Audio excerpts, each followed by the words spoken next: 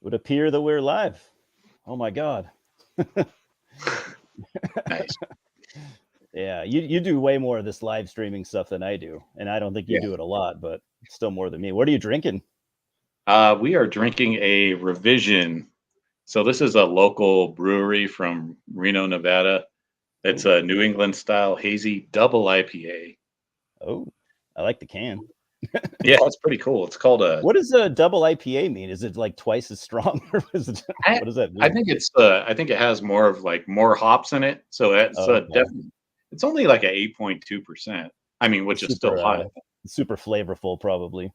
Yeah, it's a creative alternatives. That's the name of it. It's kind of cool. I Yeah, just you found gotta this love one. how.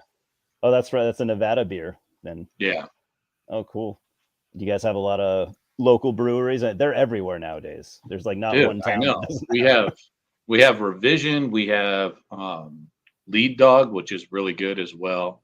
And they Cool. just we had another one which is maybe like 10 minutes from my house called Virginia Street Brewing, but they ended up closing down. And then a new one just opened up in Reno called Voodoo, and they're Shoosh Bomb. So there's tons. Wow. Did you like? Have you seen any beers in Nevada that you're like, oh, I got this in California, or I've seen this before, or are they all Yeah, pretty much? yeah, Revision and Lead Dog are both in California. Oh, okay. Well, it's not So far, I those guess. Yeah, those are big breweries. I mean, Oh, okay. they're like everywhere. And then Yeah. there's God, I can't remember the name of it, but it's in California, but it's maybe like 2 hours away from here. Oh, okay. I'm trying to think of the name. They have that. You probably had that beer. It has like the moon on it. Fuck, what's the name of that brewery? It has like a moon with like Stardust. It's called Stardust. that's what the beer is called. Yeah, like God, I I think I can't. I don't know why know. I can't remember the name of it, but Did they do it's that a one that was like some not Stardust, but a different kind of like a? God damn it! Yeah, I can't remember. I think I know what you mean though. yeah. Oh, Uh, did they? God damn! I keep like think that I have it and then I don't. I yeah. think I know what you mean. Yeah, I love trying different beers though. Yeah, I mean, I've been to that brewery. I've been to all these breweries except for I haven't been to Lead Dog. I've been to Revision. Um, I've been to Russian River. Oh They yeah, I just remember started Russian selling River. Huh? I remember Russian River. Yeah, Russian River just started selling in Nevada, but you can only get it in Reno at Whole Foods. But which is Okay. yeah, but it's pretty cool. I mean, they have. I mean, Pliny the Elder and Pliny the Younger just came out, which is like a you can only get that like from the Yep. tap. Yeah, I remember that, and you do too. I'm sure when Pliny the Elder came out, and there was like so much buzz about it. Yeah. Everyone's like, you can only get it because they wouldn't distribute it, right? No, they wouldn't. They just Yeah. started distributing it like Oh yeah. maybe like a month ago. Wow. Because So this was probably 10 years ago when it came out. no. And then when it first came out, like I only found like one liquor store in like the Bay Area that sold it. Now like Wow. Berkeley and all those places have it. You can get Yeah. it easily, but Yeah. back then and it was limited too. Like you could only get like limited two and stuff like that. So Oh my God. That just blows my mind. Like, do you not like money or? I know. Well, they only brewed so much. That Yeah, was the that's thing. true. Is they only did small batches, That's true. so they were trying to like let everybody get some, I guess. Yeah, and if But you're a now, small brewery, it's like you can only brew so fast, and I yeah, would imagine you can only make so much at one in one, you know, one whatever those big things are called. I've been to some breweries. I like to look at the equipment and stuff. It yeah, looks cool. all the vats and stuff. Yeah, I thought it'd be cool to. That'd be really cool to work at a brewery. I would think. Yeah, that one, the Moon Dust one I was talking about. I actually got offered a job there as like the manager, but Oh it's shit. like it's like from my house, it's like a hour and a half drive, and it's through like Oh, over an overpass that has like in oh, the winter you can't even get over that. So I was like, oh shit. ah, dude, because Yeah. like one of the guys I worked with, he was an older guy, and his son-in-law actually was part owner of the business. So Damn. That would have and been a he's fun job though. yeah, I was like, what? Yeah. I Yeah. told my wife, and she's like, "You're not going to be able to do that drive every day." And I'm like, "No." Mm-mm.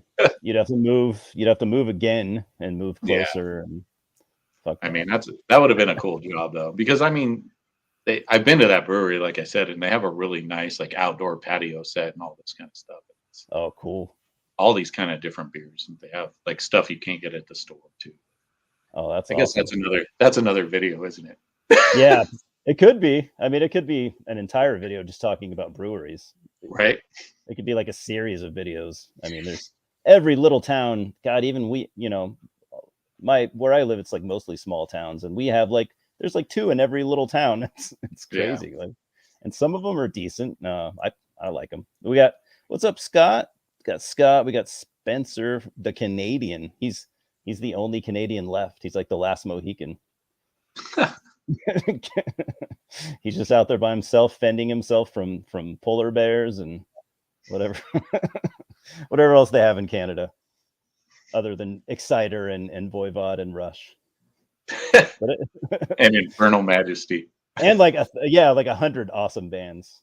Yeah, I mean, fucking Canada. Dude, when you think about it, Canada was pretty instrumental, I think, in like creating thrash. I mean, they had the bands that like they had well, I said Exciter, and then they had freaking Anvil, like the two of the bands that were like the most influential on thrash. Yeah. Even Voivod, were pretty early on. Yeah. Although I think like Voivod was more, I mean, their early stuff is definitely more like almost like a hybrid of like early like black metal and punk. Seriously. Yeah. Yeah. I love that early Voivod stuff. So that first album? Yeah. I have both of the early demos too, and those are just super raw, man. I never heard the demos. Oh, really? Oh, yeah. Shit. Are they all songs that appeared on the album, or were they like not necessarily? I don't think so. I'll tape you some stuff because I have one original demo. So I used to do tape trading with a guy in Canada.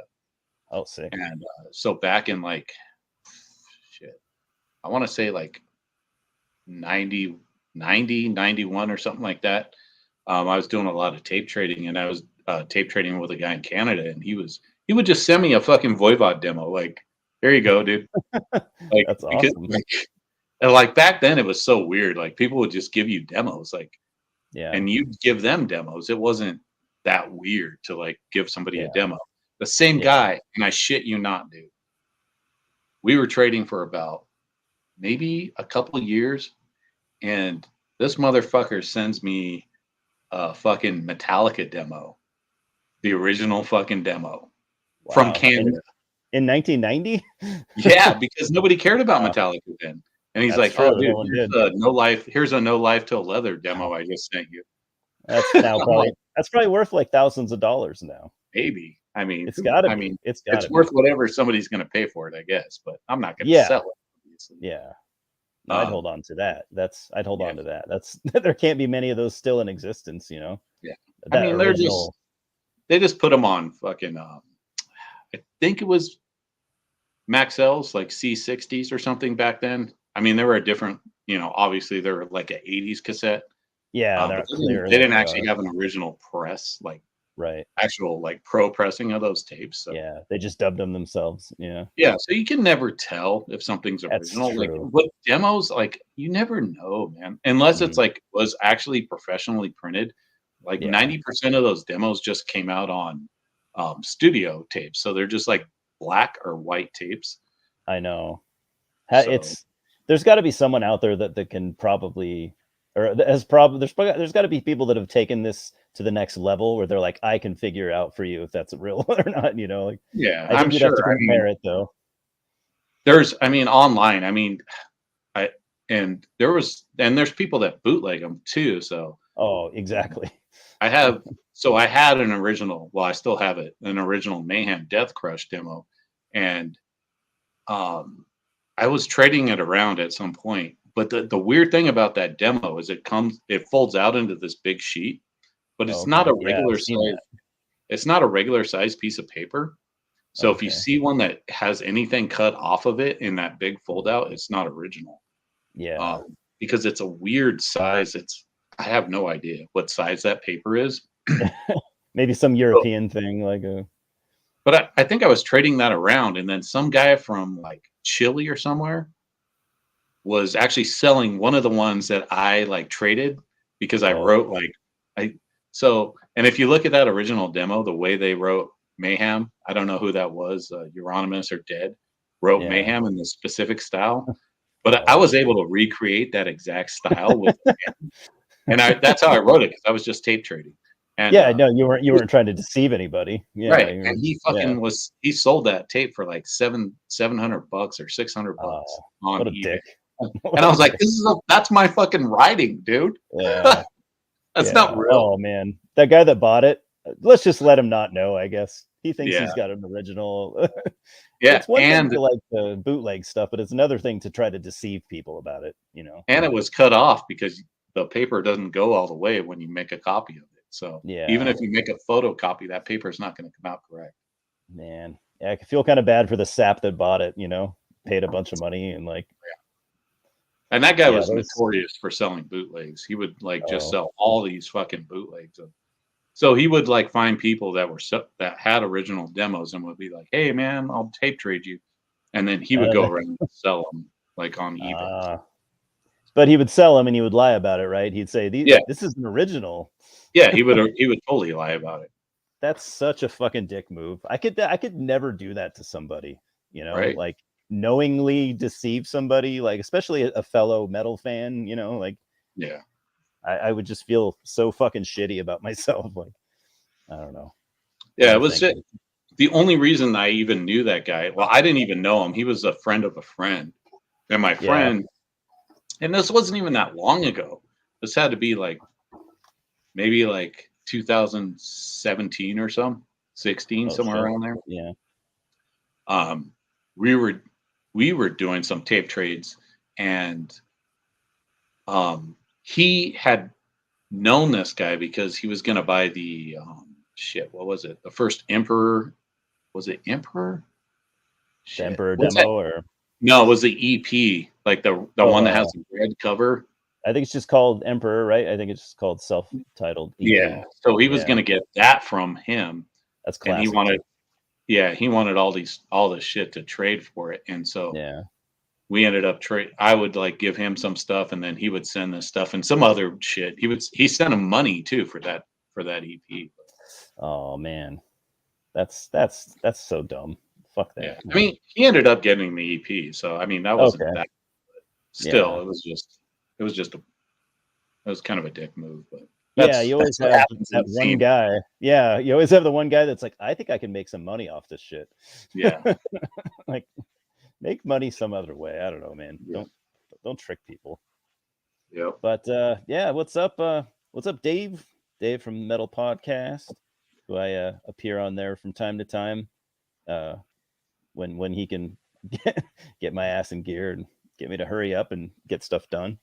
We're here to talk about Denial by Crematory, one of the best, in my opinion, one of the best pieces of Swedish death metal.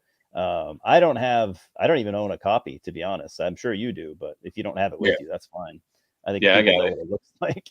So do you have, is that the original, what was it called? What was that label called? MBR. MBR, yeah. Mutilated Beyond Recognition. This is the original press. Ooh, look at that. On MBR, so. Do you have the Necroharmonic CD that Roy did? Or no. Oh, okay. Is that one? I don't have the CD. I have both the demos. So. Oh yeah. I have everything. I mean, the only thing I'm missing is I probably have the rehearsal. It's probably on a tape somewhere in a box, but I don't have a cover or anything for it. Oh, okay. So are you strictly not CD? Or are you just vinyl and tape or?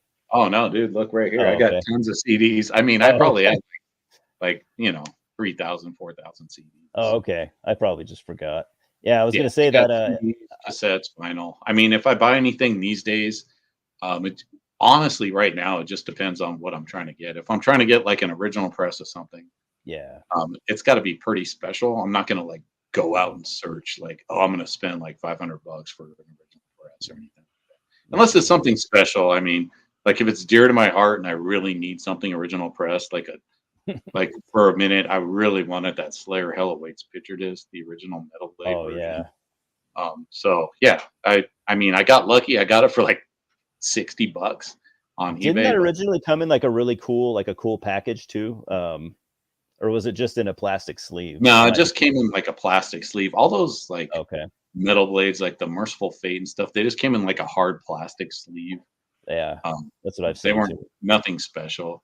I Yeah. think I have two. I think I have two of those Hell Awaits picture discs, and one's a repress that's got like blood splatter on it. Oh, okay. But that one actually has like a cover. Yeah. But it Oh, sounds fucking amazing, man. That does it? repress sounds fucking killer. Okay. But stuff like that, like it's like those Grail, Yeah. vinyl. I gotta have an original press of that. Especially after wanting it for a long time and it just wears on you and you're like, Yeah. you're eventually gonna do it. And I don't know about you, but for me, like the new pressings of some stuff is so hit and miss. It's like It is, I know. I'll get a vinyl press and it sounds like shit, especially if you play it on like high end equipment. Yeah. And I have like 3 turntables. One, like the one behind me is just like mid tier, right? It's 80s, and then I have a really nice Pioneer in the back of my basement here. All like original 70s Pioneer setup with some nice bookshelf speakers. And I bought Death Spiritual Healing repress.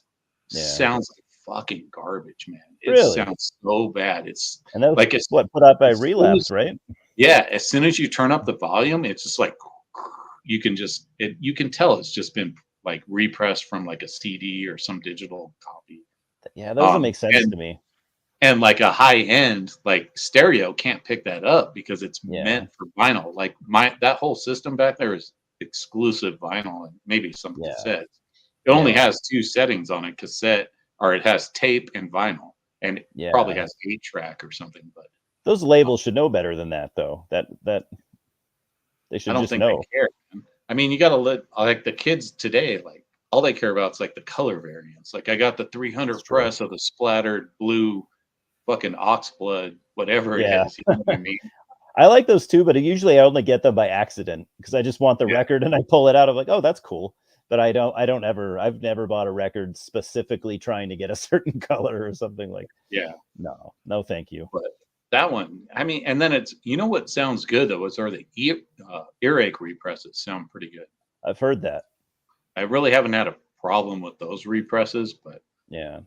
I mean, I can't talk shit about Relapse because I only have that one, but True. And how many represses that have they done of that so far? So that could be like way down.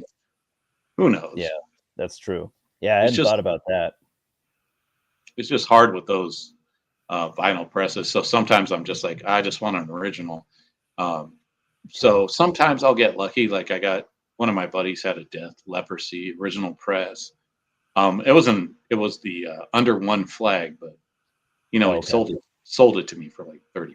So I mean that's like the price of buying a repress almost. So if that, or maybe less, Yeah, and I was like, I'd rather have like the original, even though the cover was a little bit, crunchy. But I don't care about that. No, yeah, same here. Yeah, I bought some of those represses too, but my stereo is probably not as high end, so I didn't notice anything. I didn't buy the Spiritual Healing though. I bought, I think I only bought the first 2. On that, that same Relapse. They sounded good to me, but again, my stereo might just not have picked it up. Mine's a 90s setup. Mm-hmm. It's a 90s Technics, so kind of mid grade, not low end, not high end. So I think that's why yours, why it sounded shitty on yours, I guess.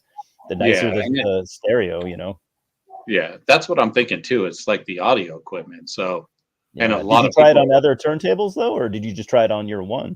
You know what? I really haven't tried it. I got kind of pissed off and I was like, fuck this thing's try shitty. it on your others. Yeah. I'm gonna try it. I'll try it on my other one over here. I mean, this is most of the one behind me is all 80s, except for I think the CD player might be early 90s, but yeah. Because now I'm curious. Curious to hear if there's a difference. Yeah, I'll try it. I just got I got annoyed because I spent like $25 on this repress. It just exactly sounded like all they wanted to do was get something out on vinyl, and I get it. Like a lot of people, they don't care about that. They just care about having that physical copy and like Yeah. They're probably running it on, like a Jensen or whatever turntable, like a low end True. Audio Technica or a True. Sony. Yeah. So it doesn't matter. But I mean, True. to me, I guess, like, I was like, man, now I got to get an original press because I really want that record, like, to Oh, sound I good. know. Yeah. I know. It's what's the point of having it if you can't play it and not be Yeah. annoyed? Yeah. So I've been kind of hesitant to buy it, like, a lot of times for, represses on vinyl. So that's why I'll like wait and like, I'll just save up and Yeah. buy the original press because sometimes the original press isn't that much more in the Yeah. long run. I mean, I mean, I get it. Like, if you're gonna buy something like, black metal, that shit's gonna be super pricey. You might as well Yeah. just get the repress. But Yeah. I It is. don't need that stuff on vinyl. That If it doesn't was seem super limited, if it was real yeah. limited in the early 90s, yeah, it's super valuable now. And I was watching like audiophile stuff on like black metal and like prices, and people are paying so much for these records, and I'm like, Oh yeah, they I are. mean, Not it's me. just I'm not doing it. But yeah, yeah, people are that like Death Like Silence stuff, that original, yeah, or early, all the cool black metal labels, I mean, all that stuff was really limited. Uh, yeah, so it's just rare now, and some people are willing to pay for it. There's enough people willing to pay for it to where they can gouge the prices pretty high. And I get it, I guess. I mean, if I had yeah, something super rare, I'm not gonna, unless it's for a friend, I'm not gonna, give some schlub a good deal. Like, yeah, you know, exactly. I I don't only make, have I one. never try to gouge shit though. I always look like if I sell things, I look at it what other people are selling it for, and I sell it for like that price Mhm. or a little less. I never like try to, gouge shit. I think it's kind of, I don't know. Yeah, it It doesn't make depends. sense. I mean, No. I only have one Death Like Silence pressing of a record, and it's not even fucking Death Black Metal. It's the Merciless album. Ah, that's So exactly the one I was gonna guess. Yeah, that Merciless first album. Yeah, that's so yeah, good. That and the second album, actually, third one's not that bad either. But yeah, that first, they're all good records. yeah, yeah, that band was awesome. Yeah, I was Yeah, gonna say for anyone looking for this Denial EP, get the Necroharmonic put out but you got to be careful because he did two versions because he did one and it just came back sounding like shit, but he didn't know about it until he'd already sold a bunch of copies. And yeah, then the second pressing, I guess, is where he got everything fixed. But and I think he made a vinyl too. I think he did vinyl and yeah. CD, but it's got the whole collection, everything Crematory ever did, plus like one bonus track, I think. So if any, I think he's sold out, but I think you could probably get him on Discogs for a semi reasonable price. He just put the vinyl back up like maybe Oh 2 weeks shit! ago. Oh, He's I like, gotta check. "Hey, Okay. I got more pressings of the vinyl." So, Oh um, yeah, shit. I better check on that then, because I've been yeah, wanting that, and I missed out on the his first two pressings. I guess I'm yeah. glad I didn't buy the first He one, just but like posted it like 2 weeks ago that they had more copies. So, oh cool. Okay, I'm gonna check on that like tonight because are I've been the wanting this for a long demos on time. that? The demos are on Yeah, the vinyl too. he's got everything on there. Yeah, well, Oh, it was on the CD. I assume it's on the vinyl too. yeah. Um, yeah, because I think the vinyl. I think it's a double. I think it's a double Oh, okay. vinyl. Yeah, that makes sense. And You would have to, I think, to fit all that on there. yep. Yeah, Scott just said he thought, and fair enough, but he thought we were talking about the German Crematory. But their And first album's pretty good, but everything yeah, else after that is so awful. that's weird too. I only have that first German crematory. I don't have anything after that. Dude, you don't need anything after it. The second album is almost decent, but it's not worth buying. And I don't know if you've heard what they did after that, but it's so bad. Oh, but even if you go onto the YouTube page on like one of the crematory Yeah. like downloads of the record, the Denial, like the band members from the other German band are on there talking shit, saying this is a cover. What? Yeah, Oh, come on. They they're sound like a hella bunch of talking dicks. shit about him, and then What? you got all the responses like your band sucks, dude. They do too, yeah. The Swedish Crematory is way better. They may not have had as much material, but I Yeah, mean, whatever. So I've been researching this band a little bit more because all I ever knew before was I always liked the Denial EP, even though I never owned a copy and still don't. I always liked it a lot, but I never really knew the history of the band too much at all. So like all those dudes were in General Surgery and Regurgitate, which I'm sure you're a fan of. Yeah, that's funny too, because on one of the things on here I have, one of the influences I like sound kind of like General Surgery. Now you know why. Yeah, well, and definitely early Carcass, of course. Obviously. But yeah, General Surgery is definitely there. Any gore grind from, or whatever you want to call it. There wasn't a gore grind back then, but gore grind stuff later on, and like the death grind of this kind of stuff, it all stemmed from Carcass, and maybe Zizma from Finland also. Yeah. But yeah, I didn't know that they shared members. I think every single dude was in General Surgery. One of the guys wasn't in General Surgery until later on, but he was still in the band. Dude, one of the guys, that guy's wearing the General, or this guy's wearing the General Surgery EP shirt. Oh yeah. Oh, that EP is so good. Yep. I probably am a bigger fan of that EP than this one, but I like this one a lot. Dude, that EP, that General Surgery, I'm so glad I fucking have that too. It's awesome. Yeah, that is like what gore grind is now, but back in what 1990. Yeah, and better, of course. And I like some of the gore grind stuff. In my opinion, and because I was around during this time, like, dude, the scene was so influenced by Carcass. You can't even imagine. Like even General Surgery, obviously. Like Carcass, they were Carcass.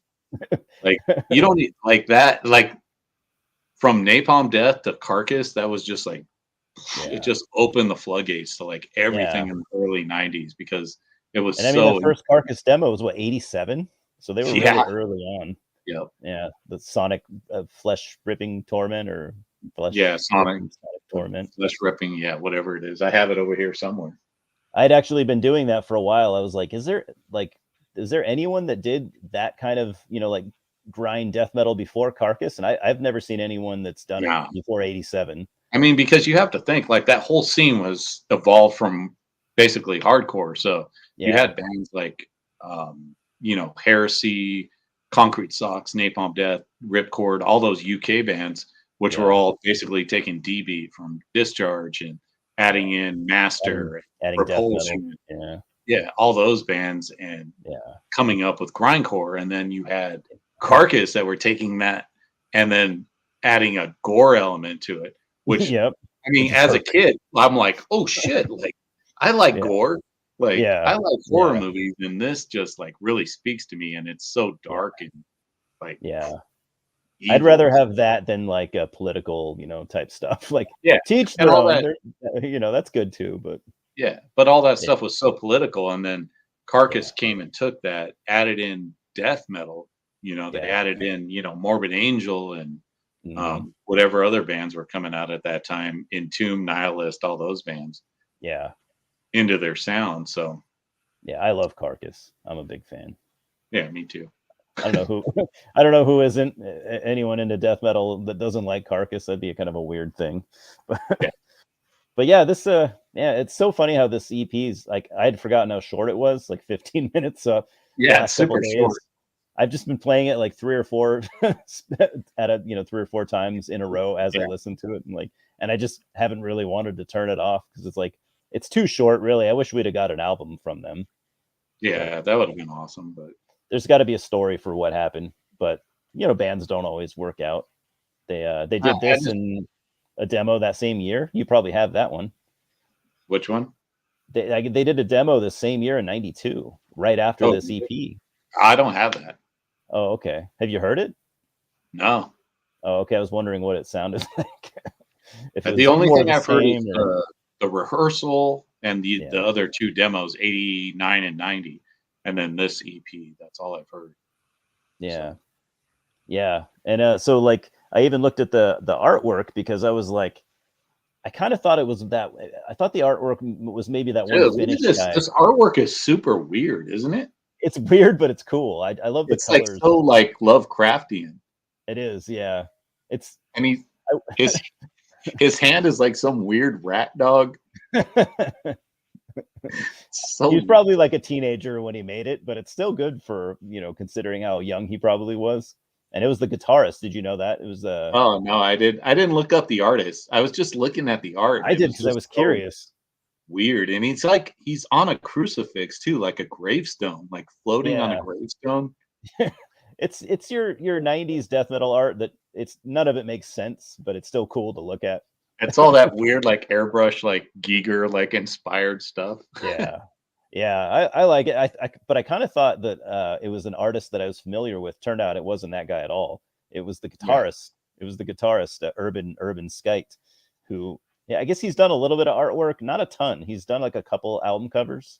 Oh Uh, yeah. you would have thought he would have done more. Like a lot of bands would have wanted that kind of art on their album back in the 90s. He probably Right. could have made a career as an artist, and maybe he is. Maybe he's done And it art for other types of things. I mean, you could tell like the guy was doing it was like that 90s like tattoo art where like it's like that True. weird tribal stuff kind of True, yeah.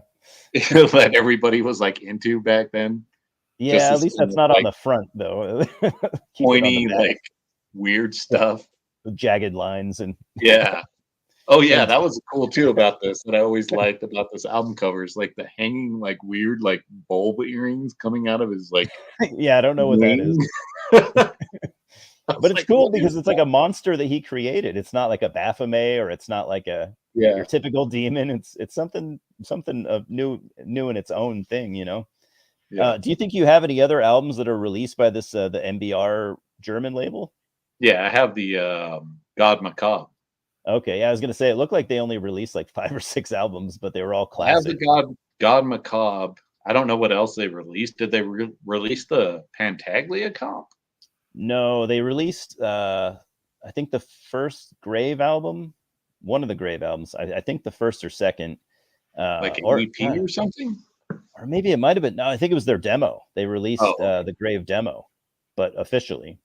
Yeah. And Insanity from California, who I'm sure Oh you're shit. well familiar with. Yeah, I don't have that. That's I wish I did. I have the fucking demo, but I don't have the vinyl. And yeah, I that's have the that's box probably set. a rarity. Yeah, that box set that came out. It's not Yeah. a box set. It's like a weird digipack, but Oh, it's okay. like from Japan. That Oh, it's I haven't really seen that. cool. Yeah, it's really cool. I got to dig that out. I have a demo comp from them, but it's not that one. It's not a Japanese one, but Yeah, it's got a whole bunch, almost all the stuff they ever did, all in one yeah. CD. That's That's what this one is, but it's in the back. Everything's in Japanese writing. All oh the yeah, like, mine's not like that, and mine's not a digipack either. But yeah, they did that God Macabre. That'd be a cool pressing to have. That's I think the original. I And have then the CD on that. I don't have the vinyl. If they did a vinyl, I don't hey, have. that's still I cool only to have me. the CD press. Huh? That's still awesome. Yeah. And then they I did think a there's band called Malediction from England. I don't know if yeah, you've heard of that. Malediction fucking rules, dude. I love that band. I've heard them a little bit, not a lot. I don't own any of it. Good death grind from what I remember. Yeah, they're pretty deathy. Yeah. I don't know about grind, but I'm sure like all those bands and then always had a grind element to them Yeah, because that's especially just how. early on, like their the earlier stuff. Yep. They have it looks like Malediction had a bunch of demos, like yeah, pretty big stack of demos. I have two of their 7 inches, and then I have a I think I have like the full length that was like technically it was an unreleased record. Okay. But I have it only like from tape trading. I don't have the press. I was actually looking for that the other day because So I want to cool. copy that, but Yeah. Hard to find. it's really hard to find. I only have it on cassette, but it's still cool to have. Yeah. And another thing I didn't know is that yeah, the vocalist he was in Necrophobic for a little bit. Oh, nice. I had no idea. Did you know that? No, I had no Yeah, idea. he was like on their EP or something, or maybe it was their demo. But I think he was in Necrophobic before what's his name, that first guy, not Well, Jonas, but then that's another thing too because he's wearing the demo shirt right there. oh, there you go. So There you he's go. wearing the Yeah, Necrophobic demo shirt, which I yeah, have that. I actually have that demo. I have yeah. both Necrophobic demos. So I love Necrophobic a lot. yeah. So yeah, he was in Necrophobic, yeah, a couple years prior to Crematory. So that's pretty cool. all the stuff that I didn't know. The drummer was in General Surgery and Regurgitate. Bass player was in Regurgitate. I think bass player was the only guy that wasn't in General Surgery. Guitarist was in General Surgery, but later on, like 2015 or something. Yeah. So it's cool. It's cool that he's still doing cool shit like that. Yeah, because I think they like came back, like General Surgery came back and like released like stuff later on after the 90s. They did, yeah. They made a comeback and released a bunch of albums. They're pretty good, actually. I have some of them. Yeah, they're worth it. Yeah, they're worth your time, I think. You could say, oh, the EP is better, but whatever. They're still good. They're good albums. Yeah, I mean, they just sound like they didn't really sound different to me, honestly. No, they didn't change much. I think they lowered maybe the vocals were a little bit less pitch shifted, a little bit more natural, but not a ton, I don't think. Yeah, but yeah, worth getting. So let's see what the Petrified zine says. I'm sure he's going to give it a good review because this guy didn't cover a lot of stuff that he didn't like. I don't know. I'm not that he was biased or anything, but he mostly wrote reviews of stuff that he liked because makes sense. Yeah, I feel weird. I think it's weird to like purposely pick an album and then that you might not like and then give it a bad review. But yeah, I mean, honestly, dude, I have zines like that where they're just like every band like, they're just shit, slagging on them like total Entombed rip-off piece of shit, and I'm like, wow, man. This band doesn't sound like Entombed at all. What? Well, I mean, you got to figure like a lot of these guys were teenagers too when they did these zines, and yeah, the shit talking 17-year-olds probably. So he says, here is yet another Swedish death metal band. They have previously released 2 demos, to my knowledge, The Exordium and Wrath from the Unknown. All releases are truly excellent, not to mention heavy as fuck. They are. The riffs are very morbid and blasphemous. Sure. 4 tracks, Into Cellophane, Chunks of Flesh, which is my favorite track. I mean, mine too. It's just so there's a lot going on. I feel like that track has more going on than the others. There's recommended. There's like 8 changes in that song. Yeah, the riffs and then the cool like little keyboard parts. Like there's some little keyboards in there, and it's almost like I could have gone for more of that, to be honest. Like more, not that I mind the straightforward, kind of simplistic Swedish death metal, but I think they could have done more with that formula, with maybe those weird twisting riffs and like the keyboards and the atmosphere and everything was. And that's a funny thing too, is that Chunks of Flesh is actually off their first demo. Oh shit, I didn't know that. Yeah, so there's 2 songs off the demo on that EP, so they're not even new songs. They just re-recorded them. Okay, and they didn't like rewrite them or anything like some bands do. No, they just re-recorded them. Chunks of Flesh and Unconsecrated Ground are both songs off the demo. Okay. Demos. Yeah, that's what I'd say to anyone who hasn't heard this. At least just go YouTube, look up Chunks of Flesh, and you'll be sold in a second. Even if it is the best song, the other songs are awesome. It's just so short. It's 15 minutes long. Like the more I listen to this lately, I'm just more bummed that they never did an album. Maybe they could be one of those bands that reunites and puts out an album. It'll never work. It'll never work. I know. You can't be the same person you were. Way too modern. Yeah, I know. You can't be the same person you were in '92. No, I mean, you some can. People do. It's just people move on. Like exactly. They have lives and they don't like that time in their life. Like you and me, like probably like we could come out and then we'd play the same sort of style, but and it'd be like exactly the same. But other people like move on. They got out of that whole scene. Like to come back and try to do that again, it's just it's not going to be authentic. I guess it just you don't have that feeling anymore. So which makes sense. I don't like. I'm not gonna like judge people like, oh, you don't come out with the same like shit you had. Like, dude, I was like 17. Why would I like be the same person? I know. That's what I thought about too. Like some people really get slandered for like for doing what we're talking about, and probably do they meant well, but it's just the older fans are gonna be like, oh, It's hard to like be in that same mindset. Like It I is. mean, you just take a band like Metallica, like they're in a completely different Yeah. mindset in 1982 or Yeah. 83 They're not to the like same come out people. with something now that sounds like that. Like it's It's not going to impossible. happen, man. No, That's no. just And if not it where they did, are. it would not be authentic if they were to do it. It'd be totally by No, the numbers, you know? right. And that's the whole point. Like even like for me, like music to me is about feeling. Like I can Yeah. feel like the music and stuff, like the riffs and stuff like that. All these like new death metal bands, like they come out, yeah, yeah, great, man. Sounds good, but Yeah, I'm the it's same just way. it doesn't have that feeling like it did in the 90s. Like I know. it just loses something. I mean, I yeah, you agree. can play the same riffs, but Mhm. it doesn't have the feeling. I don't know. I don't know how to explain it, but No, I agree with you because it's something I've been thinking about even going back to, like, 2005, like, when this old style death metal kinda started to come back, mhm, and some of the bands I've liked a lot, and, but some of them that other people like a lot, I'll listen to, and I'm like, it just doesn't do it for me, and I can't even really put my finger on it. yeah, Um, I think there's probably a number of reasons, and it could be stuff going on inside my brain, in your brain, and yeah, we have biases and stuff. But yeah, I totally agree with what you just said because I've had the same problem with a lot of newer death metal bands. I yeah, love that like some of these younger guys are doing and like carrying this forward because God right. knows those original bands, some of them just suck now, and like so I think it's cool that these Exactly. younger guys are picking up carrying the torch, you know, and Mhm. trying to do it as well as they can, you know?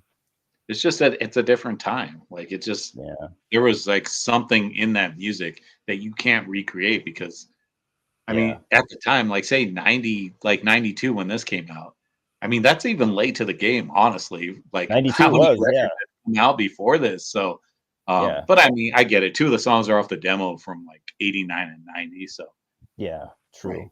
Um, Yeah.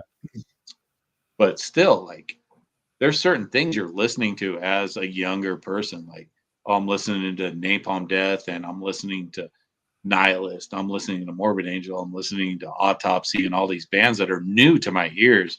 I want to Yeah. recreate that and play that kind of style. So it all Yeah. kind of mixes and you've got this record.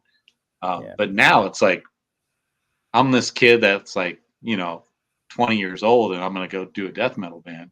I can listen to like 500 different bands and be like, I know. this sounds cool. I'm gonna make this music, but there's no passion. Like the passion is Yeah. gone as far as like creating something new, I Something guess. new. Yeah. Right. It's not No, I new. agree. It's just like I'm copying all these 400 other bands that have already done it and they've It's done it true. better, you It's know. true. So, No, I agree with you. That said, though, are there any death metal bands, let's say, that came out even in the last 10, 15 years that you've liked? Young bands? I mean, for me, I'm more biased as far as like Yeah. I like Ace Phalanx. Dude, I Um, actually just bought their new album. Yeah, just yeah. over the weekend. I feel like they have and I've been to their shows. I talked to the singer and stuff. He's into like all the old school, like Finnish old school stuff, like Abhorrence and like the underground shit, Septic I could Flesh, see that. that kind of stuff. Like Yeah. slightly not like the or like total like normal stuff. Yeah. So you can kind of hear that, and I'm friends with the guys from Mortuous, so I I liked their album, yeah, from a couple years back. yeah. So, I like I'm kind of biased as far as like people I know. And, it's like friends of mine, like, yeah, I'm gonna go like support your band. yeah.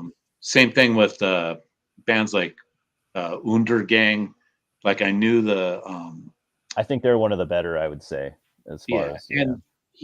and it's one of the guys from Bone Sickness. I don't know if you know that band. Yeah, Um, they're from up here in my kind of in my direction. They're in okay. Washington, but they're not far from me. Yeah. Right. So it's another like guy I'd like talk to and like we kind of, I liked those EPs actually, yeah. yeah, so it's like those older bands that kind of like took the torch, I guess, Yeah. and like evolved from there. Those are the bands I respect like more as far as like there's no like new bands where I'm like, oh shit, this sounds fucking amazing. I mean, here and there I'll hear a song and I'm like, oh, this sounds like really good old school Finnish death metal or something like that. But Yeah. I can't like, and I think there was like somebody had a stream or something on this subject where they were just talking about like, it's a cool subject. yeah, it's like you can't. It's hard to recreate that. It is. I mean, I'm not a musician, but I understand that. I think I can see it from that point of view where it's yeah. And I'll always support those bands because Yeah. I mean that's the scene, right? Yeah. What are we gonna do? Let it die? You know, like let it just but I wither mean, away. And you have to think like in the shit. Let's even go 92, 93. There's so even before that, there's so many death metal bands coming out at that time. yeah. And they think they're rock stars, right? You got like I go and see bands like like Broken Hope, and they're handing out like glossy like flyers at their show, like glossy like photos of themselves. Like, hey, do you want me to sign that? It's like, get the fuck out of here, dude. No, I don't want you to sign that. I would ask you if I wanted you to sign something, you know, like. But they're, you know, it just got to that mentality where I heard those guys are kind of douchey, but yeah, I guess so it just got to that kind of mentality where like you have this like really cool underground scene, but then it became like about making money and you know, I'm a big rock star and I don't want, you know, and it all stems. Of course, the human ego is going to ruin everything. Like, yeah, and I don't want to get on my high horse about Morbid Angel in the early '90s, but those guys are total douchebags. I've heard that. I've heard that by a lot of people. I've heard. Yeah. Well, I will say that I've heard Pete's pretty cool, but I've heard the other guys are dicks. Yeah, well, David Vincent's a total fucking douchebag. Yeah, you can tell. Yeah, he's just like, oh, I heard Trey's an asshole too. Yeah, he's calling people out in the audience for taking pictures. Like, you can't take a picture of us. Don't film us. And this is like during like fucking like Blessed tour. Like they're not even that big. And he's like, get the fuck, don't fucking film us. What does it matter? And I'm in the crowd in the Bay Area with dudes from like Plutocracy. And they're like, fuck you fucking piece of shit. I'll fucking kick your ass. Those dudes are all gangsters, dude. And they're like, David's like, oh, all right. I'm done. No, they're just yelling like the whole time, like, fuck you, fuck you. Like that's how like much people hated Morbid Angel in the underground scene at that time. That's what I've heard. I love their music. I'm a big Morbid Angel fan, but yeah, I don't really respect them as people. Yeah, I mean, and then you know, kind of ruined it for me because I was such a huge Morbid Angel fan in the early days. It's hard not to let that ruin. Yeah, when shit. Yeah, and then like they just going to those shows and them being like that, and then Covenant came out and they were just like, "Pray to me," and I'm like, "Fuck these guys, fucking posers." I like that album, but I know a lot of people like that album. I get it. Well, I also wasn't there when you were, though. I wasn't listening to it in 1990. I wasn't listening to Morbid Angel. So for me, I might have heard Covenant before Altars, to be honest. So completely. And I came up through the fucking demos and the 7-inch, Thy Kingdom Come 7-inch, and you know that kind of stuff. And I'm like, oh man, this band. So I mean, they were like so good, and even Blessed was good, and then. You know, Covenant came out and it just changed for me where I was just like, oh, these guys. I know a lot of people that don't like Covenant. So I really? I don't know anyone besides me that doesn't like Covenant. Well, more like people that grew up around the time you did in kind of the same area too. Yeah, that makes sense. Yeah. You know what's funny is like this is something I didn't really figure out until recently is that like how I feel like there will be bands that I like that I got into like in 98 or 99 or 2000 that they started in like 89 and I'll like all their stuff and I'll be like, why? How come these guys that are like, you know, 50 years old, how come they hate everything after the first or second album? Right. It's funny, like, because when you listen to them in order, it's so different the way that it affects how you like it. And like I used to not understand why people didn't like I actually like Heartwork by Carcass. I'm like, why do these older guys hate this album? And I'm like, okay, that's because they were listening to the demo and they liked that sound, you know? Yeah. And they're like, and then even the first album, they liked that. And, you know, probably they liked the next two, but I could see how, you know, a band throwing a curveball like that would affect, you know. And I think Carcass, I mean, I think Heartwork is a really good technical album. Yeah. for me, the songwriting on that record, it just goes. The songs go over and over again. It doesn't. I just feel like it's like a one riff pony on like every song. Like the songs will start out strong, but it doesn't do anything after that for me. And they're really, I don't know. And going from like necrotism to that, again, I don't hate the record. I just think it's overrated, in my opinion, compared to their other Some stuff. people hate it. Some people absolutely hate it. I'm not a big fan of Swan Song though, but I do like Heartwork. But I think I like Swan Song. I think that's not cool bad. record. It's not bad. I think I go back and forth. Groovy, dude. It is. It is. Yeah, it's like a southern rock death metal album. Like, oh god, I didn't really like Dennis their. Do a whole let me the reasons why I don't like Morbid Angel. yeah, he could. Yeah, we're already halfway there.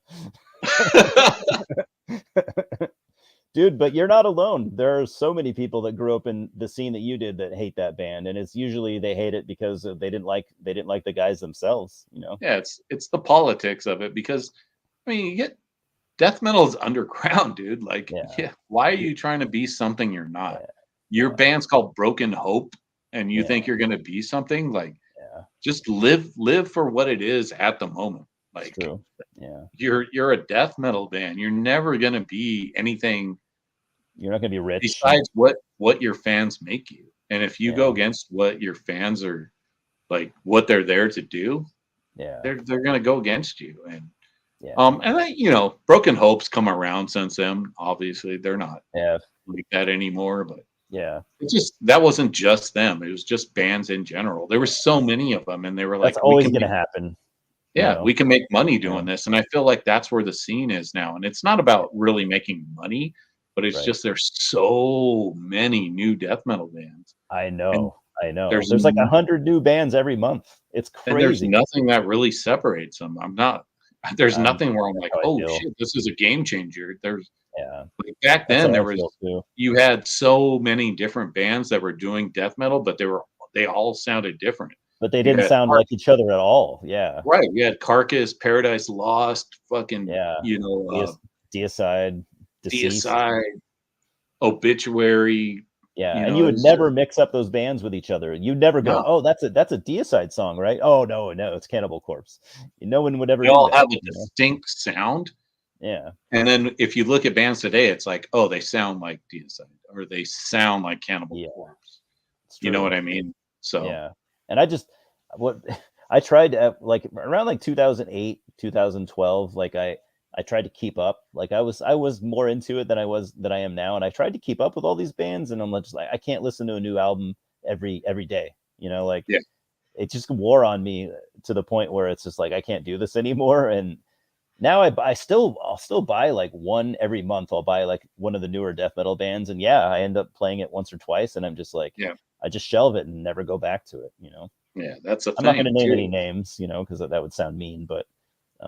I mean, that's not, I don't think it's mean. I think it's just more like, you know, it's what it is. And I don't really buy, I mean, I'll buy once, like, if, like I said, like people I know, like my friends, I'll buy their record because, you know, I want to support them. I go to a show, I'm going to buy a shirt, I'm going to buy a demo.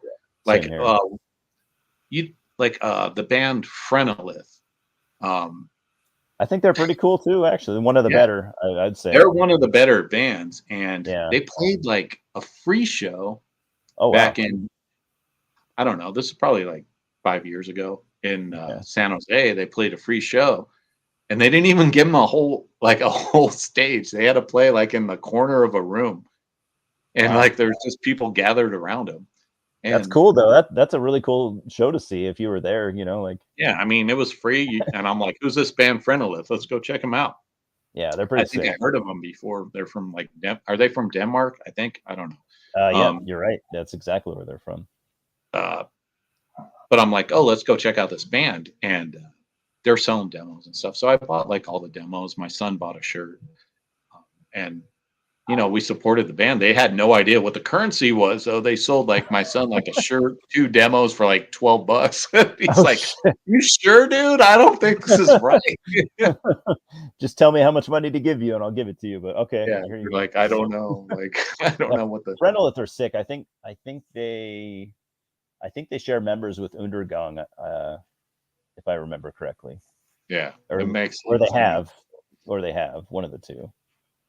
And that's cool. Like I was talking about, the guy from Bone Sickness is in Undergang or Undergang, and He is? I didn't know that. yeah, he's the Sam. He's the American dude, and he's in that band. It's so Okay. weird. I didn't know they had an American dude. Yeah, he moved to, where are they from? Are they from Denmark. Sweden? Denmark. Okay. Yeah. Yeah, he moved to Denmark, and that's where he lives with them. Wow. Can you imagine moving like that to play in a death metal band? Yeah. But I mean, and that dude was really really into the old school death metal scene. So he always wanted, like, he would be like, "Hey dude, like what band should I check out?" Like after, like, because I've like listened to so many. Yeah. And I've talked, I've like been in correspondence with these guys that are in these like kind of bigger underground bands, like the guy from Worm. I had a lot of correspondence with him as far as like, "Hey man, like what band should I check out?" And this was before he even came out with the first record. Oh shit. So it was just like talking about, what bands he should check out and listen to and stuff like that. That's awesome. Yeah. Dude, I dig those last few Worm albums actually. I thought his first album was kind of okay, but the last like two, honestly, I think are pretty sick. Yeah. And I didn't even know he was in a band, and then he started sending me the records. That's awesome. He's like, "Hey dude, where do you live? I'm gonna send you like our first release," which was like more in the black metal kind of. It was more black metal. Yeah. And then the second one, which was cool. I mean, it's a cool band. We kind of had a little bit of falling out as far as with tape trading, but okay. I still support those guys. Yeah. No, I know what you mean. I picked up their EP. Yeah, only a couple weeks ago. Actually, at first I was like, "Oh, this is some pretty hyped metal," but I really dig it. Blue Nothing, it's called. It's one of my more favorite, like newer releases, I would say, of the last year or two. Yeah. But there have been some that I bought, and I'm just like, I've gotten rid of a few, like, and I almost never sell things, especially new releases. But I'm like, I am never going to listen to this again. I don't need to keep it. I need to get it to someone who would appreciate it. Doesn't need to be just sitting collecting dust for 20 years on my shelf. So, but I've done that more times lately than I'm proud of. But I try. I've tried at least. I don't like to talk shit about anybody, but like he kind of over promotes as far as like underground bands. Like, I get it, dude. Like your record came out, but you don't need to post like 30 different Instagram posts a day about like somebody praising your record. That's not what the underground. I don't follow a lot of bands on Instagram, probably for that reason, because I don't like seeing that kind of stuff either. Yeah, and it's not every band, but he's proud of it. He's proud of what he's doing. I get that, but yeah, when I get it. He's a young guy promoting constantly. Yeah, I know what you mean. It's hard for the people that are following you to like, and they're watching you do this every day or 3 times a day. I get that. It's like, dude, we get it. Like, you came out with a record and people like it. Like, be humble about it, and like get on with it. Let the music speak for itself. And it will. You put out a good album, people are just going to like it. You don't really need to talk too much about it.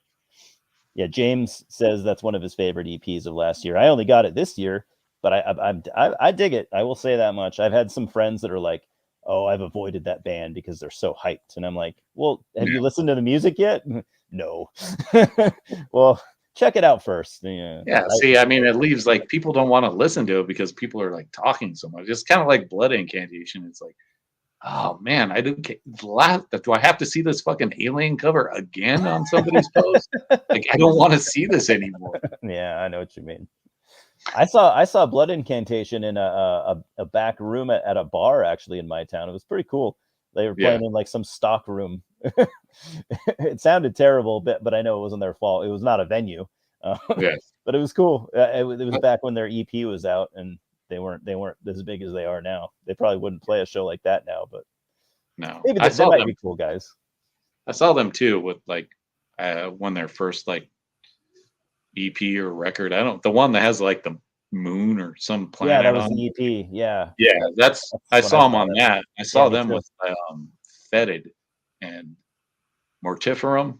Saw them on that. Those bands are both from Washington, up close to where I'm at. Yeah.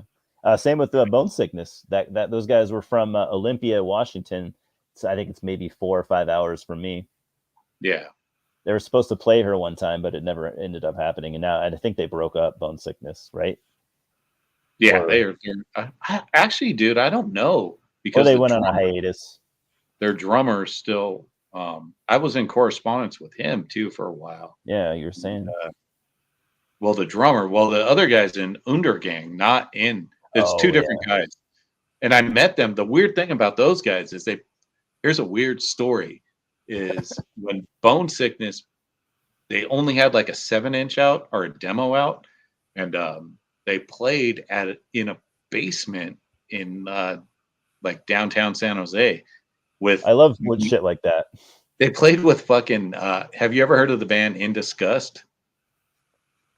They're like a grindcore power violence band from the Bay Area. Okay, that would explain why. Amazing shit, dude. But it wasn't their band. It was like an ex-guy playing. It was a grind band. They're playing with them, and guess who the fucking headliner was, dude? Miasmo. Miasmo from Sweden is playing in some dude's basement with Bone Sickness. And they're just they don't speak English at all. Like, no shit. No, dude. They didn't speak English at all, and they're just in some basement playing a show where it's just like maybe like 50 guys standing around in a basement watching these guys play in a corner. So that's awesome. That is so cool. Yeah, you don't get to see shit like that too often where I live. Yeah. So I ended up talking with the guys from Bone Sickness because I was wearing like a Necrophobic shirt, and they're like, "Oh, dude, that's a badass album, whatever." And it's like bring your own beer, so we're all going to buy 40s at the fucking liquor store down the street. That's awesome. Yeah, and that's how I ended up getting in contact with the drummer and the whoever the guy's named Sam that's in Undergang. And yeah, that's so funny. I didn't know that there was a Bone Sickness guy in Undergang, because I've listened to both. I know, it's super weird. Yeah, I was like, what? Good for him though, you know. And fuck, I would love to go move to Denmark. That'd be sick, you know. Go find. And I think he was just trying. And even like the dudes from Marchwiz, those guys were like, I heard met the guy at the flea market, and they were in a different band at the time. Wow. A different underground death metal band. Yeah. And I don't know if you know, but Cole from Exhumed was playing drums in their band at the time. Yeah. So I think he was on those first demos, which I know Cole. I know Cole from Exhumed. And, me too. I was like, oh, that's cool, dude. Yeah. And but this guy, I don't remember the name of that band. They had a couple of bands, in between. That, like, would have one demo or something like that. Yeah, I know what you mean. I might have heard that demo. I think I'm thinking of the band you're thinking of. It's a death metal. They had one demo. They had one demo. But you know what? I think I was wearing like a Dismember Pieces shirt that I got in a trade, and he's like, "Dude, what the fuck? Like, who are you?" And like, he ended up following me around the flea market, which was cool, dude. You know what? I would do the same thing. Yeah, I would have done the same thing. That fucking day, you know what I found at the flea market? Was a Texas Chainsaw Massacre 2 light box video store like poster thing. That's like it's like a plastic that's a molded plastic with him with the chainsaw on it. Wow. For like video stores? Like back in the 90s? I found that for like $5. $5? Yeah. You could probably resell that for like 200. Like, yeah, I'm not reselling it. No, I wouldn't. That was a cool day. I also found a Megadeth blacklight poster that day, like a fuzzy blacklight poster. I'd buy that. I still love Megadeth, the early stuff, anyways. You know, yeah, I haven't followed them much lately, but no. I mean, the new album's okay. I wouldn't buy it, but it's okay. Yeah, I haven't heard it. I've heard it's decent. Yeah, I should probably at least give it a shot. I think I liked like the first like few songs I heard, and then it kind of yeah, it kind of like lost me somewhere on it. But if I saw it like somewhere, I'd probably just Five pick it up. Just to have it. $5 I mean, used or something. Yeah, still 100 times better than Metallica. So exactly. Yeah, at least they're playing metal, yeah, they still play like the like same shit. They don't. actual heavy metal. Yeah. But anyways, what was I talking about? So Colin, the Oh dude yeah, yeah. that's in Mortuous, he was working. So my wife's a vet tech, and he was Oh, like, I used to be too. "Oh, really?" Yeah, So here he was. was working. He ended up working with my wife, Oh, that's and he cool. was like, my wife was like, "Oh yeah, you're in a band. What do you play or something?" He's like, "Oh, I play." She was like, "Oh, my husband's into death metal." He's like, "Yeah, whatever." And then Sure he is. yeah. And then so we ended up like going to like some work function and he's like, "Holy shit, dude, you're like I didn't know that was you." Like, like Always seen you before. Yeah. he's like, "Oh, fuck." So, and we ended up hanging out, he came over to my house and stuff and we hung out. But I'm gonna try to do an interview with him at some point. Probably do Yeah, like dude. a Do top it. 10 like death metal influence or something. But he Do was it. like Hell yeah. really into like that was the cool thing about him is he was really into the underground shit as far as like Infestor and stuff like those bands. He didn't Yeah. wasn't just like, oh, I like Dismember and like Yeah. Entomb bands. Carcass He and was yeah. way more like into underground stuff, and that's what he wanted to play. He just couldn't find anyone in the Bay Area like at that time that wanted to do that stuff. Oh, okay. That's I kind mean, of surprising to me. I would have thought there'd be more people to choose from. no, there wasn't really like I said, I mean, even now there's not a huge amount of like that kind of death metal in the Bay Area. Oh, okay. You're looking at like maybe like 10 bands that do that kind of thing. Oh, okay. It's not big. I mean, I don't live there anymore, but Yeah. um, But you even were then, you were there not long ago. yeah, I mean, I've only lived here 3 years, so Yeah. even Yeah. back then, it was just like, I mean, there's bands like that nobody's heard of, like Aseptic, that's really good. But I don't know, man. Yeah. It's just not a big scene for death metal. It's not a My big scene buddy yeah, I would have never guessed. You just think that lots of people there's gonna be some death metal, but I I mean, guess there that's not is. It's just necessarily. it's not a huge scene. It's like Yeah, right. you probably have like 10 bands, and then you have like, um, I mean, you have like bands like Ace Felix and Fastum, and Yeah. more like Oakland, right? Oakland yeah, area. and Yeah. more like black metal bands and stuff like that. Yeah. Yeah. But not a huge amount of death metal. Yeah. I guess I just was surprised. My buddy John, he grew up in the Bay Area too. He's about like 10 years older than me. So he used to watch Exhumed like when they were a new band, like a demo band. Mhm. Exhumed and wow. As soon as I go to say it, I forget. They were like this death thrash band from the same. I want to say they were from the same town, which was it San Jose that Exhumed were from, or was it? Yeah, they were I from want to San say Jose.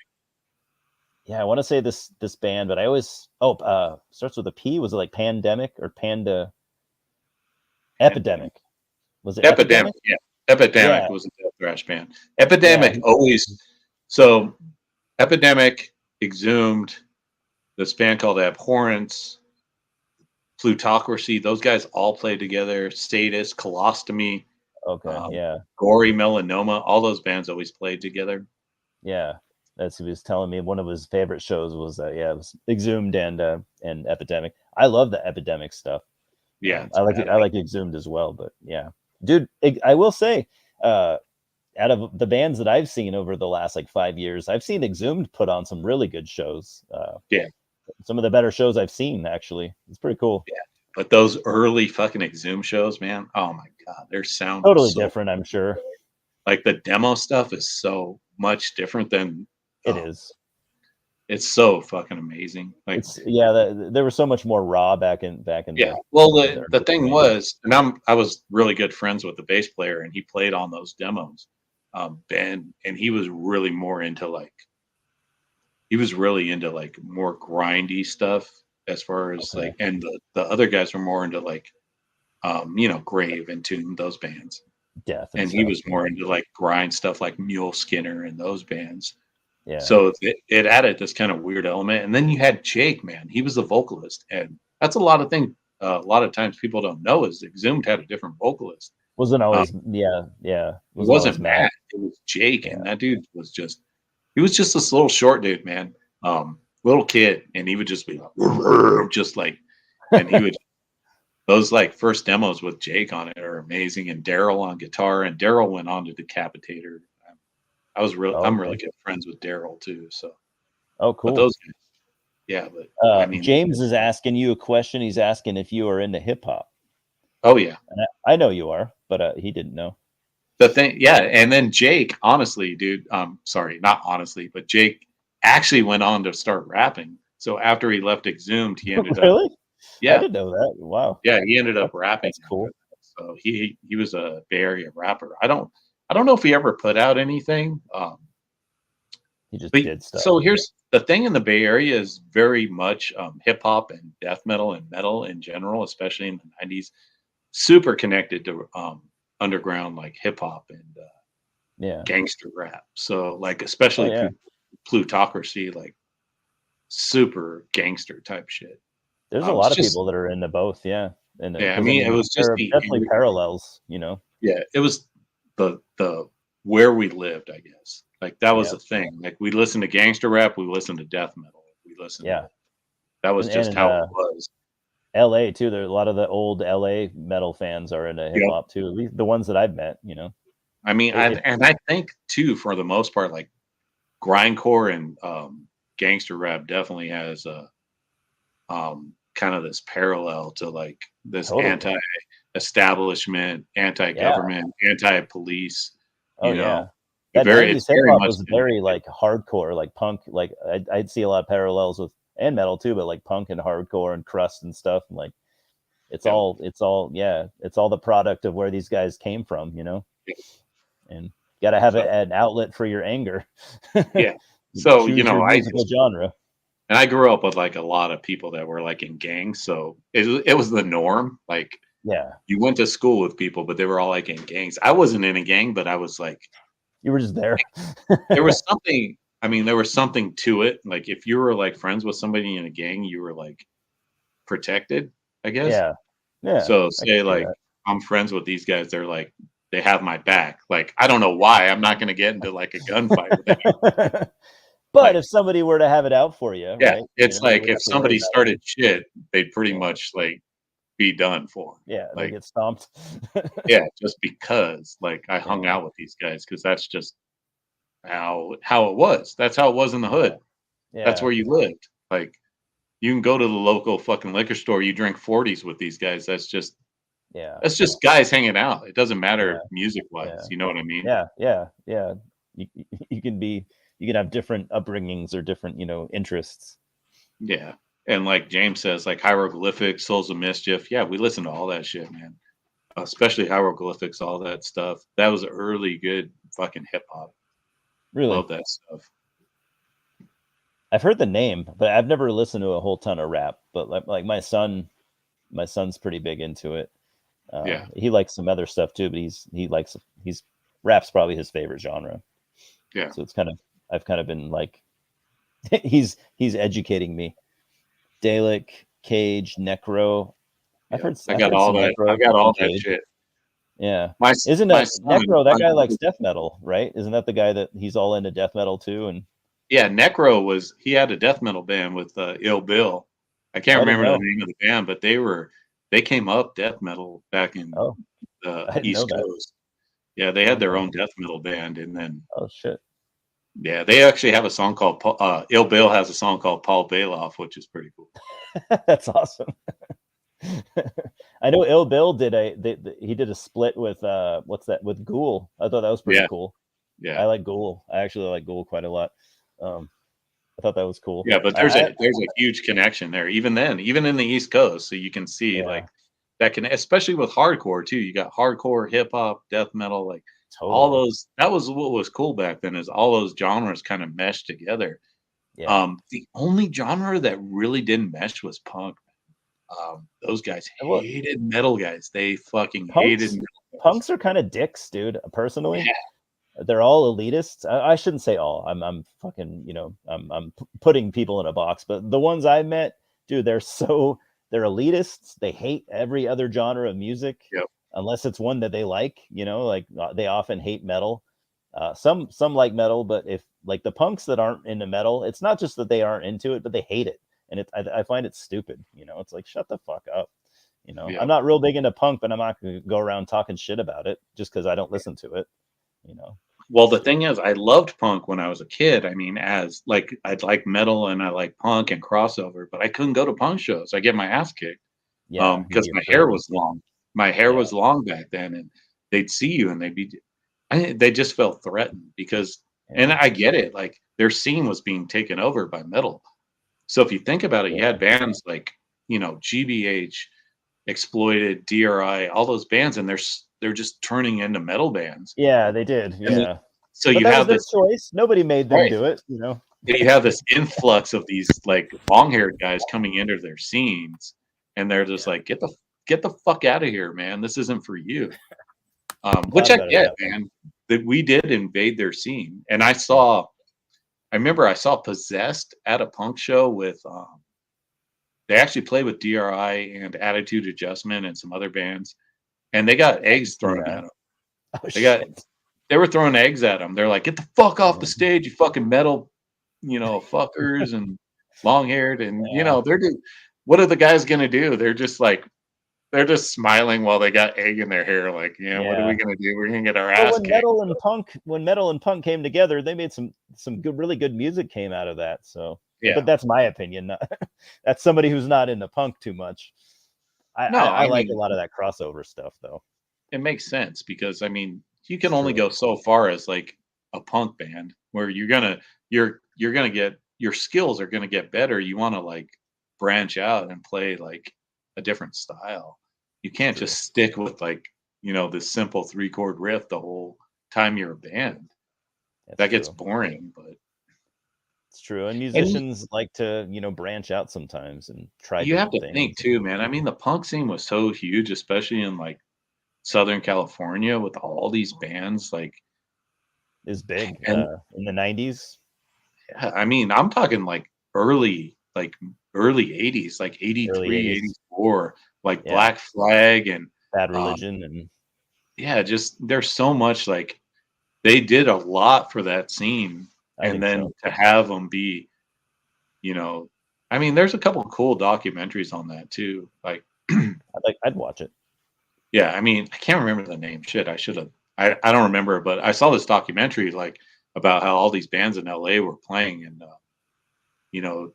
DI and all those bands, and the cops would come and break up those shows. But it was a scene. Suicidal Tendencies, and before they got metal, they were just a punk band. So you had all these, like, they were going against like authority and stuff like that, and then they're trying to like at some point in the mid 80s, they start conforming and becoming metal bands or whatever. So I get like why that scene kind of was like anti. See, and I hadn't thought about that. That's a good point because I had not looked at it that way. Like, yeah, did they had metalheads because that would be like metal guys were like into like Cannibal Corpse, and then you had these guys that were into like Five Finger Death Punch start coming in. And, oh yeah, man, we like this band too. You like death metal too? Yeah, and it's like, get the fuck out of here, dude. This is our scene. That's a good point. I had not thought about that at all. Yeah, Zach De La Rocha. James says I have that. He used to be in a hardcore band. Yeah. Yeah, I have that EP. It's Inside Out. That's a band he was in. He was like a kid. I've seen it. I've seen live clips. He's like a 15-year-old kid. That EP is really good too. That he's in. It? Yeah. I haven't heard it. I know people that are a fan of it though. I have some friends that are like huge into hardcore and punk and almost not metal at all. So every now and then I like to kind of listen to them. I like to. That's hear, a weird thing too. Is people don't really know about me is I'm really into hardcore. So a lot of people just think I'm a death metal dude or a thrash metal guy. I don't really talk about it too much because I don't have the time to like really go into it. But I'm really into hardcore and punk and stuff like that. I have a huge collection. And I've always been into that stuff. Ever since I was, it all stems from skateboarding too. So back in the mid 80s when I was like huge into skating, punk was a thing. and people would show me all these bands, and I'm just going to use Misfits as an example, but bands like Misfits, Dead Kennedys, all those bands I where like they're like, Misfits, yeah. yeah, just like, but especially the hardcore scene when that came out in like the early 90s, late 80s, man, that I love that stuff. So I like that stuff more as I get older. I didn't like it as a teenager or even, when I was an adult. But the older I get, I started to listen to the crossover stuff. I'm like, okay, this isn't bad. I think the older I get, I'm more open to hardcore and stuff like that. But I'm not an expert at all. I could not enough to have a and good it was just, I got exposed to it through skateboarding, and then and it kind of went from there. Like, as far as like people that I hung out with were like, oh, dude, check out this band, like, like Judge or, Integrity, and all those like really heavy like bands. I've heard some Integrity and I like it. Yeah. Yeah. It's just like, I was like, oh shit, this is kind of like, it's like metal almost. I mean, some of that, like Sick of It All and stuff, all those like New York bands. They took some metal in their sound. Yeah. Yeah. I mean, and they went, they, but it was good for me because it was earlier for me to get into it. Like, oh, this is metal. I can get into this. Yeah. Like I love that. Like the early 80s crossover stuff from New York, and yeah, I think it's awesome. And all those like hardcore bands. There's so many. Like, it was like the metal scene. They had so many demos and stuff like that back then, like in the early, mid 90s and stuff like that. I was really into that at the time because at that time, death metal was kind of dead, man. It was mid 90s. Yeah, that was the worst time for death metal. So I kind of branched out. I was listening to hardcore. I was really into hardcore and that kind of scene. Because death metal it got so oversaturated, like I said, with so many bands.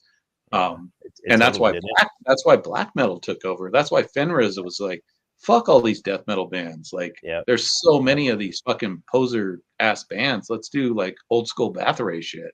Yep. Like, let's go back and do this kind of stuff, because I'm a big Darkthrone fan for sure. Like, let's take it back. I mean, Darkthrone's like one of the best bands, dude, because Fenriz he's the man. Yeah, because he is. You know what? He likes everything, and he doesn't give a shit. He'll play like a total black metal song, then he'll just like play like an Agent Steel type of jam. He does not care. He loves punk, crust. He loves crust. DB. He just plays what he wants. And then you see all these like fucking nerds out there like, oh, I want to hear Under a Funeral Moon again. I think they should release an album like that. It's like, no, that was there's a time and place. They will never play an album like that because they know better, Yeah. It's like what we were talking about earlier. They know they can't recreate that same time, and they can't recreate who they were at the time. If they tried to do that now, if they tried to do that now, everyone would be like, this fucking sucks. They're just ripping off their own sound at this point, like they're just trying to sound like Under a Funeral Moon, and it sounds terrible. Like, you can't do that. Nope. Get older, and I just like bands to do what they want all the time in social media. Like, I wish they still played like this. It's like, what? Why? Yeah. That was 91, dude. Why are they going to play exactly that same style? That's like saying, I want they're like not 19 years old. Yeah, like they played that for a reason. Like they were anti what was music at the time, and that's what their stance was. And then it created a whole genre from there. Like, as far as like second wave of black metal, like, and then everybody was like, oh yeah, we want to play this kind of stuff too. But I mean, and you had Mayhem doing that way back. So yeah, it's true. Oh yeah, I haven't heard that All Out War yet. Which one? All Out War? Oh yeah, I have an All Out War album that I bought in San Francisco, actually, like in the earlier 2000s. I dig it. I haven't really kept up with them, but I thought it was cool. I bought it at Amoeba. Yeah, I heard there was a new All Out War. I just haven't checked it out yet. Yeah, and I'll probably do a video on hardcore. I know people have been asking me to do it. Hell yeah! But I'd watch it just so I can learn a little more. Yeah, Marauder. That's one of my favorite albums. That Master Killer. Have you heard that Marauder Master Killer record? That's one of the few things I've heard. Yeah, that shit rips, man. That's such a badass album. It is awesome. I need to get a physical copy of that. Yeah. I mean, I heard that for the first time like 2 years ago, so I was late to it, but I heard it. Yeah, I mean, I remember getting that cassette and being like, "Holy shit, man, this is so badass." I mean, I was super into that stuff at the time with like Biohazard, all those bands that were coming out. Like those shows were crazy, man. I think one of my favorite shows was like Biohazard and Fear Factory when Fear Factory just had their first record out. That was I like the first two Fear Factory albums. Yeah, that was a crazy record. Fear Factory is going to play here in like I think next month. Tour. I think I'm gonna go check them out. I doubt they'll play anything for the first record, but who knows? I don't know. They might. Did you ever hear Fear Factory? Did you ever hear the Concrete album where it was? Just that's badass, dude. I thought it was better than the first album, Soul of a New Machine. Yeah, it's a lot of the same songs, but it's much more raw and like super raw. And they were like almost like a grindcore band at that point. Yeah, that's what it sounds like. It's like Napalm Death meets death metal and maybe other elements. I don't know. And that's how those bands were back then, because brutal. You had like bands like Mind Rot, how they became like kind of a doom band. But I was tape trading with that guy, the guitarist. Weren't they a crust band when they first They started? were a crust like grind band. Okay. And then I haven't heard that stuff. Oh, really? They're doom death stuff. Yeah, the relapse. I'll tape you that demo, dude. I'll find it. I'll tape you that demo and send that to you. Cool. I can send you some tapes if you want. If you need some blanks or anything. Dude, I got fucking 5,000 tapes here. Yeah, dude. Okay, like cool. when I would go to when I go to the flea market, scoop up all the blank tapes. Yeah, you'll see like that's not even blanks. You'll see like all these old tapes from like the 80s and whatever. That's true. You just redub them. Like, guy will have like a box, and I'll be like, I'll give you $5 for that whole box of cassettes, and I'll be like, all right. He's like, fuck yeah, take them, get them out of here. I'll just record over them. So yeah, I do that too. I'll go to thrift stores sometimes when they're having sales and pick up 25 cent, some kid made in 1990, and I'll just redub it. Yeah, that's the cool thing about tapes. You can just fucking go over them. Yeah, put the piece of tape over it. James says my first show was Machine Head promoting "Burn My Eyes" by I have that promo CD where it's like Slayer and Biohazard on it for when they did a promo CD for that show. Actually, that's pretty cool. Yeah, and dude, Machine Head. I like the early Biohazard stuff. Yeah, and that early Machine Head was like total aping Biohazard when they first came out with their demo. I saw them with Biohazard when Machine Head just had a demo out. It was fucking crazy, man. Was it like a decent demo or? Yeah, their demo's good. I like that first Machine Head. I love that fucking record. I don't know if I ever heard their first album. Is that Burn My Eyes? Is that the first album? I think I heard everything they did after that, and I was like, oh, dude, I don't just go watch the live Dynamo show from like '95 with Machine Head. I love Violence though. You love who? I'll check it out. I loved Violence. Where Violence rules. Machine Head came from, but dude, I was at that show where they did that Violence video for World in a World. I was at the guy had like a camera. He had a camera on a helmet that he was running through the pit with. It was bad. I was like, why does he have a camera on his helmet? Because back then you had to have an actual like VHS, not a VHS, but it was like a high giant cameras. Yeah, it was like it wasn't like a little GoPro. It was like pretty big on his hat, on his helmet. Yeah. And he's running. Yeah, because remember they didn't start making smaller cameras until like the mid or late 90s. Yeah, those things were.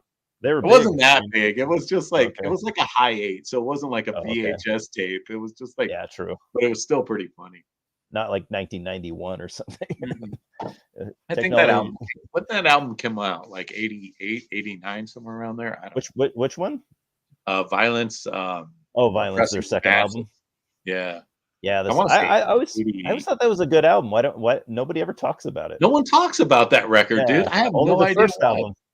I always wondered. I'm like, is this not good? Why do I think it's good? Is it? I must be wrong because no one talks about it. I think about that all the time. I'm like, this album rips. Yeah, I don't get it. There's got to be a reason. But I don't know. I don't know. I think it's just. I mean, the first album's so good. It just gets like so. That's true. It overshadows. Nail Bomb rules. I like that Nail Bomb album too. Yeah, I don't have a copy. I need to get a physical copy of that. It's like one of the other things that I just never have had. I remember like it was Nail Bomb and Fudge Tunnel. I think the guy from Fudge Tunnel was in Nail Bomb. So yeah, he was a guitar and bass, I think, or something. Yeah, it wasn't it just. I thought it was just Max and I thought it was just Max and Alex. I didn't know it was other guys. Yeah, I didn't either. Dave from Neurosis, Rise from Frontline Assembly. Yep. Well, that makes sense for the sound that they got, but yeah, Neurosis was another band. Dude, I still dig Neurosis, but I was a late convert to them too. I only got into Neurosis like I guess almost 20 years ago now, but that was only in like 2000. But they were already well, into their career. Yeah, I dig Neurosis a lot. Their first album was Pain of Mind, which was total hardcore, right? Yeah. I didn't go backwards to that stuff for a long time, and then I don't have anything older than I think their second or third album. Yeah, which is still kind of hardcore. Which is another funny story is Neurosis is from the Bay Area too. I went to school with Steve Von Till, so I went to high school. Dude, he lives here where I do now. Oh, really? Yeah. He's a teacher. I went to high school with Steve. Dude, cool. Hated me. He hated me. Really? Yeah, because he was like a senior and I was a freshman. He's older than me, and I think he came to school with a sleeveless Armored Saint shirt, and I came to school with the same shirt on, sleeveless. And he was just like, fucking poser. He hated me. He thought I was a total poser. Oh shit! That's because funny. I was he lives here. He lives out in the woods. He lives like out in this little small town that's like half an hour from me. Yeah. After a while, we like ended up like being fine, and I was friends with one of his best friends that was in another band. But that's cool. Yeah, at the beginning, he would call me poser all the time, and then we saw each other. We saw each other at like an Exodus show or something, and then he was cool with me after that. Yeah, I see him at shows here sometimes. Like I saw him at when I saw DRI, he was there, and yeah, he comes out for stuff that he likes. Yeah, he's still into all that stuff. That was cool. I ran into him at a lumber store one time. He was what? And I was like, I ran into him at a lumber store one time, and I was like, I just walked up to him and was like, hey, I really dig Neurosis, and he's like, oh, thanks. Like he didn't expect it. You don't get noticed here in this town. You could be anyone from Neurosis. Yeah, I know for a fact he's got it a few times. There are some Neurosis fans here, but it's not a daily thing that he gets. Yeah, or even a monthly thing. And funny thing is, you mentioned that is I saw the original guitar player from Insanity at Home Depot. He's wearing a sleeveless Insanity shirt, right, with the original like fucking awesome demo artwork on it. And I was like, I'm like, dude, where'd you get that shirt? And he's like, huh? It's my shirt. And he like didn't even realize it's like sleeveless and like a fucking crop top. He's had it for 20 years, Yeah, and I'm like, dude, what? And he's like, oh no, shirt? Dude. He's like, I'm the guitarist. I played on the demo. I'm like, what? That's sick. That's awesome. I'm like, holy shit, dude, that's badass. And he's like, yeah, I love Insanity. That those demos and shit are great. It's just weird how you just see these people and like, not as much where I live. Yeah, not where I live, but where you live, yeah. Or where you used to live. Now, but back in the day, it was like living in the Bay Area, you just see like random people. You're going to, yeah. So many bands came up from Oakland, San Francisco, and all this, everything in between, San Jose. Yeah. Well, anyway, sorry, James. I'm fucking terrible with it. I don't do this very much, so I don't mean to be ignoring your chats, but I think Dennis is seeing most of them at least. Oh, Gilman. Yeah, dude. This guy knows. What are you, from the Bay Area, dude? You know Gilman. I went to Gilman all the time. Saw fucking all those bands at Gilman, Plutocracy and Plutocracy were from were they from Sacramento? Rorschach, all those bands. Huh? Oh yeah. Were they from Sacramento? They're from Redwood City. Oh, okay. I just remember the name. I know I've heard a little bit of they were the Power Violence, right? Isn't that what you would call that? I just call them grindcore. I guess people do call them. I never really understood the difference between grind and power violence. I couldn't tell you. Yeah. Don't people are like, oh, they're power violence. I'm like, Sounds Why? like grindcore to me. Yeah, I'm the same way. I'm like, oh, whatever you got, whatever you say. I just try to go along with the experts. Yeah, I but could not even begin to tell you.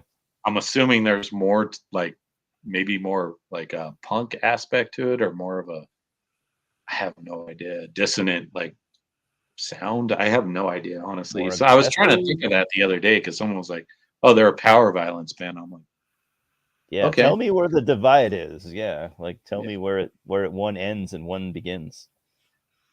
I guess 'Cause- like Spaz and those kind of bands. But And James is asking if you have any favorite skaters, and he's naming a few. oh yeah, dude, fucking shit. What's his name? Simon Woodstock, dude. That was my. I went to school with Simon Woodstock. Um, Pro that dude was. skater? I think he did end up being a pro skater. I went to Simon Woodstock. Cool story about him is he he would always wear Iron Maiden shirts to school in Awesome. middle Gotta love school. a guy in an Iron Maiden shirt. That's And I was like, dude, what is that band? Like, I didn't know who they were. And he's like, oh, dude, it's fucking Iron Maiden, Killers, dude. And I'm like, Killers. All right, I'm gonna check that out. I'll look Like, into it. I had no idea. Like, I had never heard those bands. But like me and Simon, we had class together. And then he came to school with like fucking Eddie and that fucking axe. And I was like, oh shit, what's that?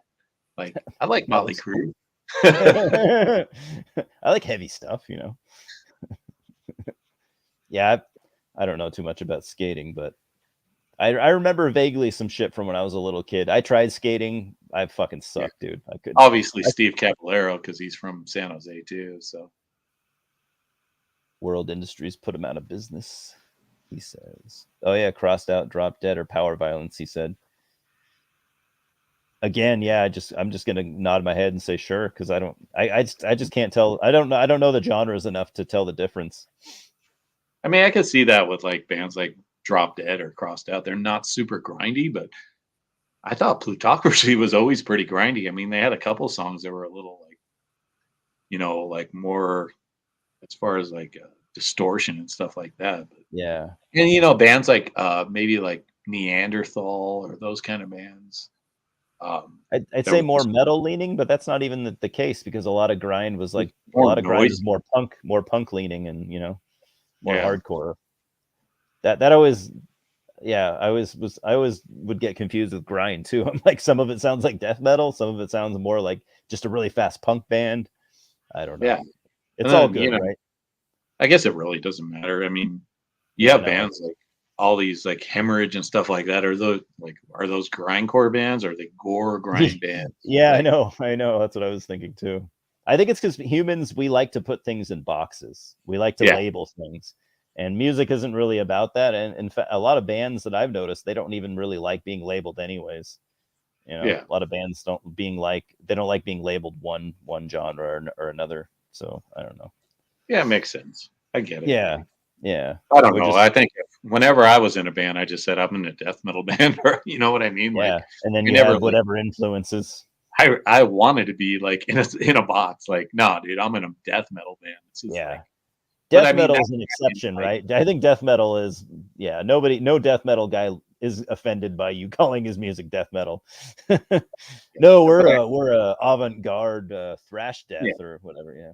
And I can see that, like back in the mid '90s and stuff, like everybody wanted to be like so like different because stand out a little bit. Which makes sense. I mean, you had like so many death metal bands. That's why how you got all out of the box. Yes. It got to like be something different. And people got tired of it, the same shit. I'm romantic, gothic metal and whatever it is. Yeah. Yeah. No, I get that when things get stagnant and you're like, I don't want to be lost in the sea of 600 other bands that, no one has the time to listen to every single one of them. You don't want to get labeled, especially if you're in a band. I get it. Like if you have a record label that you're on, you want to stand out. And like you did the review on shit. What did you do? What was that? Was it Convulse? Yeah, the Convulse. Convulse, like how they kind of like went out of the box at that time. And I love it now. I did not like that the first time I heard it, but I dig it now. I think it's awesome. Right. I don't know what I was thinking. But at that point in like where I was listening to stuff, I wanted to hear something new. I didn't want to hear the same stuff. So I kind of was like drawn into that. I was like, oh, this is cool. Yeah. How bands many times you need to hear the same thing, you know? You know what band I really like that everybody fucking hates? I mean, What? as far as a record go, is Pyogenesis, Sweet X-Rated Nothings. I have never heard that album. I like their earlier stuff, but I haven't heard that. Their earlier stuff is more like Death Doom. Yeah, and then they got pretty straightforward. Weird fucking sound with that record. That's what I've heard. I've heard that's a weird. That's why I've avoided it. But now I'll check it out. You should check it out. Yeah. Well, I'm more open-minded now than I used to be. So I think now I'd be able to listen to it with honest ears and, you know, not just be like, oh, fuck this. I think like the second Carbonized record, Disharmonization or something like that. That was good. That's a weird one. Oh, I've been listening to that one lately, actually, because I'm gonna. Yeah. That is in this zine too, so I was gonna review it. Oh, cool. It's awesome though, but it's really fucking weird. It is, right?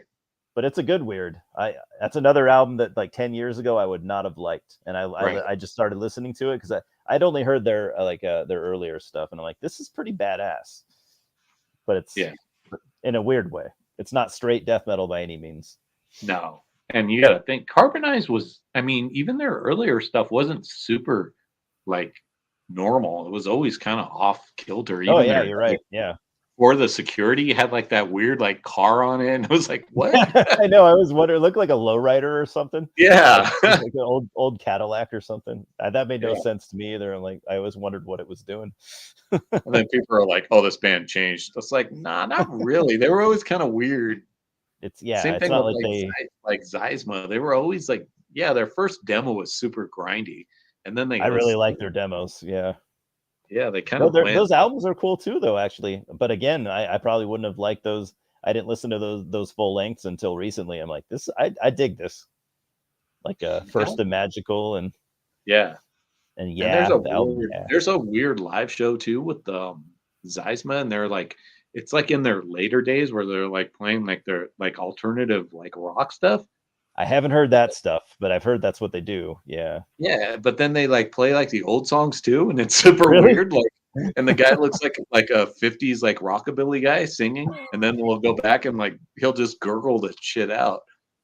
That's kind of cool though. At least they didn't like a lot of bands like disown their past. Like, oh, that fucking we used to do that shit, and that was stupid. You know, like I don't know. They're just like they totally like embrace it. Like, okay, we're gonna play this song from like this demo now.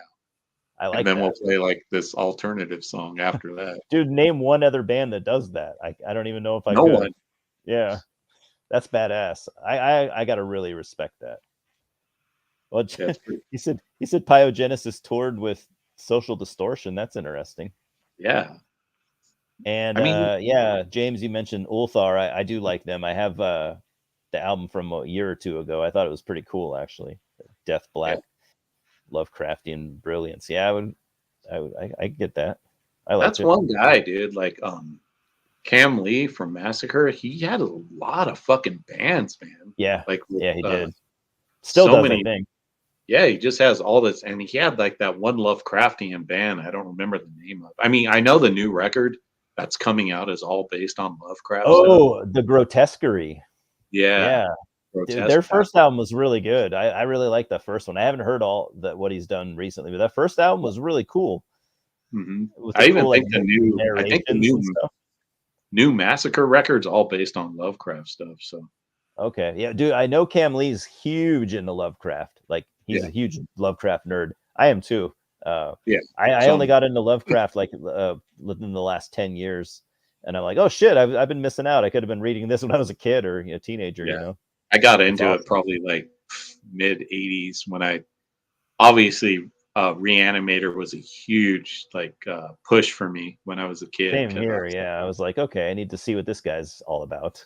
Yeah, so I bought all the books, like read all those books, and From Beyond, one of my favorite movies.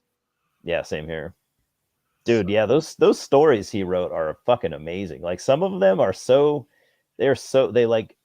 they're so mind-bending, weird. Like I avoided it because I thought that like you know, he was an old that era that he came from. I figured like, oh, it's gonna be weird, old timey shit. Like I'm not gonna understand it. I'm like, no, his writing's pretty straightforward. It's not like super fancy or like big words that you can't understand. It's real easy to read, I guess is what I'm getting at. So definitely, yeah, a huge influence on a lot of death metal, I guess, even back in the day. Yeah, so. Even some black metal too. Yeah, makes sense. Yeah, yeah, really fucking awesome stuff. Yeah. Well, thanks. Yeah, thanks for all the comments, James. Even all the crappy Lovecraft movies, yeah, some of them are bad, but they're still fun. You know, I'll watch any of them. Anything with Lovecraft's name on it, I'll check out. I don't think I've really seen a bad one, honestly. I'm trying to think. There have been like a few like low budget ones, but yeah, I mean, like Lurking. What is that one? Lurking Fear. I don't know. I have that movie, but I've never watched it. I own it on DVD. Pretty good. I think it was called something else, though. I think they renamed it. But the one I have is called Lurking Fear. They might have renamed it, but the one I have is it says Lurking Fear on the front. I'm looking at it right now. No, I mean they renamed it before the movie, before it actually came out. It was called something else. Oh, then when they released it, they called it Lurking Fear. It was called something else. But I don't remember what it was. Okay. Dude, I've been like again, I'm like still am super into horror movies too. So yeah, all me too. Stuff there's so much. I can't remember everything. The human brain, we can only retain so much shit. When you listen to so much music and read so many books and watch so many movies, like your brain is only going to retain so much information. You can't. And especially after decades, you get kind of like your brain starts to slow down a little bit. I'm sure you've noticed. I know my memory's not as good. I'm starting to notice like I'll forget shit. It always comes back to me though, but it takes me longer to remember certain things than you know when I was. Oh shit, man! James is like 30. He's like jarring my mind here. So Thomas Ligotti, a great fucking author, man. I didn't know. I have another. I actually have a hardback in the other room of a Ligotti book. But thanks, buddy, James, who I was in a band with, he still does. You know, my buddy John, he releases. Right now, he's releasing Fabio Frizzi records. So he did the like Gates of Hell and all those Fulci movies. Fabio Frizzi, was he in Goblin? Or is that a different guy? I don't think he was in Goblin, but okay. I'm thinking I get those Italian guys mixed up sometimes. He did a lot of the soundtracks, but my buddy I was in a band with, and he ended up I was in a hardcore band with him, and cool. And John, the guy I was in a band with, this is a weird story anyways. He moved to Syracuse, and he ended up like playing with Earth Crisis, and he had his own band, Another Victim, Santa Sangre, these hardcore bands. And there was another band. I can't remember. Unholy was his last band. But then recently he started releasing these Fabio Frizzi records on his own label that he had, and like doing Fabio was doing he was doing tours and stuff. And it was shit, where was I going with this? You just said it was a weird story, so nobody knows. Yeah. Oh, that was it. John was he did this artwork for like they were coming out with these H.P. Lovecraft like fanzines back in the mid 90s or late 90s, somewhere around there too. I remember John did this like cover for that, and then Ligotti was one of his favorite authors too, so it all just connected with me. I'm gonna look that up because I'm not familiar with Thomas Ligotti. Now I'm already interested. You said your buddy John was in a band called Unholy. Was that like a kind of like a rockabilly band? No, it was a total like hardcore, but metal, super metalcore band, but like not metalcore like that whiny shit. Not what you think about now, yeah. Early metalcore.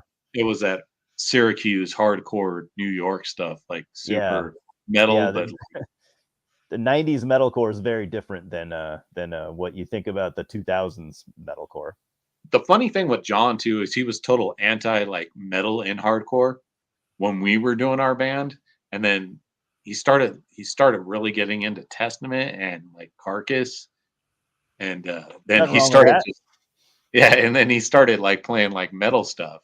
But when I was trying to do metal stuff, he's like, "Nah, dude, we ain't doing that shit. This is fucking straight edge fucking hardcore." Oh, that wasn't the right time. Wasn't the right time. That's what it Yeah, is. Yeah. it was No. just funny. But I was just playing bass, so we were just having fun. Yeah. Well, it looks like your beer is empty, man. Maybe we should call it a night. I gotta go take my dog out. Yeah, sounds good. What are you Do gonna we do even for the talk rest of about the the night? record? So we yeah, did for about we did for great about 10 record. minutes. Yeah. Crematory is pretty good. Yeah. The 15-minute EP that we came here to talk about. Check it out. Just go, Check out just Crematory. go listen to it if you haven't. Yeah, it's an awesome Swedish death metal EP. Swedish death metal doesn't sound anything like Entombed or Dismember. So if you're tired of that Not kind really. of sound, yeah, if you're tired of that, which I kind of am, you don't have to worry about it. It sounds, I don't want to say it sounds more finished, but almost sounds more finished than Yeah, I mean, I think there's a lot what of you would styles in it. expect. I hear Yeah, definitely hear some early Napalm Death, some Carcass, definitely yeah, General Surgery, yep. um, General Surgery for sure. Carnage. I hear a lot of Carnage, like early. Carnage and the guitar tone maybe, Yep. and the riffing. Yeah, that's a good point. I hadn't thought of that. So I hear all those bands combined to like kind of make this, but I'm not gonna say like it sounds like one thing, but I It do, and doesn't. it sounds fucking like its own thing, which a lot of bands did back then because It's true. They that's had how it to. was. Yeah. Yeah, there Like, wasn't because it wasn't laid out for them already. You know, they right. had to.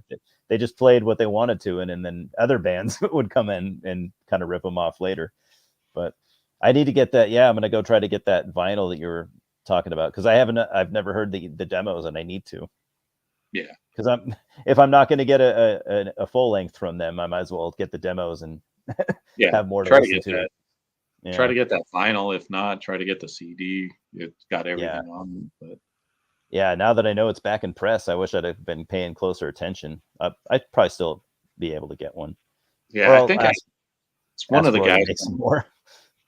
Necroharmonic is one of the guys that's on Instagram. So I see his post and he's like, "Hey man, I just re-released this or something." So Yeah. I've ordered quite a few things from Roy over the years. He's always been pretty good to me. He always yeah. gives me free shit and stuff. And he's a nice guy. What's the name of the band plugging right now? Oh yeah, Crematory. I think is the one that is what we're Crematory. talking Go about. check out Crematory. Not the German one. They suck. Yeah. They do. Here, I'll type it in here for you. Boom. Enter was. I didn't even capitalize the C. There you go.